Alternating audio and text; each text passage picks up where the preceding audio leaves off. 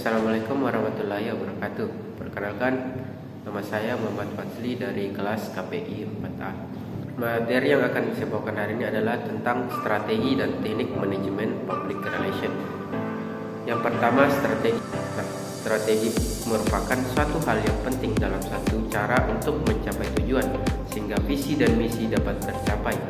Strategi ini merupakan cara mencapai tujuan jangka panjang dari sebuah perusahaan yang ditentukan dan dijajarkan dari hasil analisis situasi dan riset yang telah dilakukan dengan menggunakan sebuah tindakan tertentu dan memerlukan alokasi sumber daya yang diperlukan dalam melaksanakannya. Menurut Onok Chana Effendi, pakar ilmu komunikasi, mengatakan strategi pada hakikatnya adalah perencanaan dan manajemen untuk mencapai suatu perencanaan tersebut. Strategi tidak berfungsi sebagai peta jalan yang hanya menunjukkan peta arah, melainkan harus mampu menunjukkan bagaimana taktik operasionalnya. Kemudian menurut William F. Welch dan Lawrence R.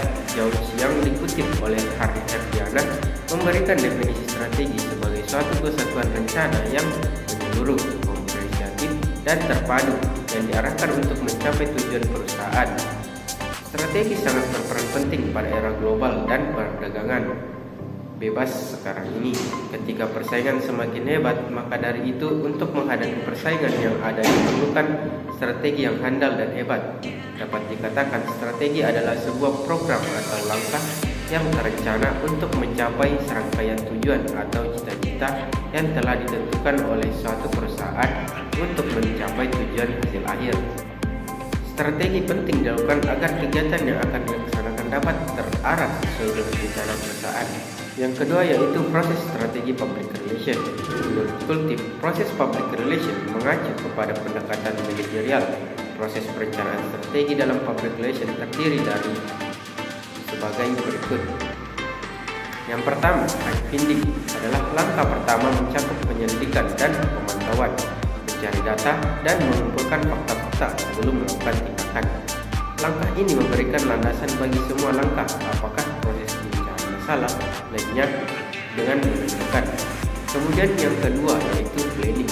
Informasi yang terkumpul pada langkah pertama digunakan untuk membentuk keputusan program, tujuan, tindakan, strategi, taktik, dan tujuan komunikasi. Pembuatan rencana dan program adalah membuat keputusan-keputusan strategi dasar apa yang telah dilakukan dengan menentukan apa dalam menanggapi atau mengantisipasi masalah atau bahkan peluangnya. Kemudian yang ketiga yaitu communication. Langkah ketiga mencakup pelaksanaan program tindakan dan komunikasi yang dirancang untuk mencapai tujuan spesifik bagi setiap publik demi mencapai tujuan program. Dengan melaksanakan program, kegiatan public relation harus mencakup tujuan komunikasi public relation, yaitu kredibilitas, konteks, visi, kejelasan, kesinambungan dan konsisten, saluran, dan kapasitas audiens. Kemudian langkah terakhir yaitu evaluation. Nah, dalam proses ini mencakup penilaian, persiapan, pelaksanaan, dan hasil program. Evaluasi merupakan proses yang terus-menerus dan penting dilaksanakan dalam analisis terakhir. Evaluasi program melibatkan banyak pengetahuan luar teknik riset ilmiah. Mengadakan evaluasi tentang suatu kegiatan, apakah tujuan sudah tercapai atau belum. Evaluasi itu dapat dilakukan secara kontinu. Hasil evaluasi ini akan menjadi dasar kegiatan berikutnya. Strategi public relation. Strategi manajemen atau rencana strategis atau rencana jangka panjang. Dalam rencana strategis, perusahaan menetapkan garis-garis besar tindakan strategis yang akan diambil dalam kurun waktu tertentu ke depannya. Misalnya 5-10 tahun ke depan. Langkah-langkah yang dilakukan public relation dalam memberikan kontribusi pada rencana strategi yaitu: yang pertama, menyampaikan fakta dan opini yang beredar di dalam maupun di luar perusahaan.